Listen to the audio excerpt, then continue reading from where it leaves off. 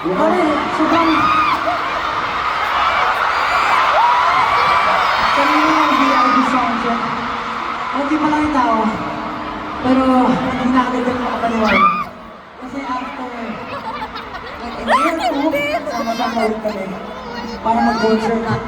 Hindi lang isang araw, kundi dalawang araw sa pinakamalaking indoor arena sa buong mundo. At hindi na yun. Yung day 1, sinod out nila ng less than 7 hours. Thank you.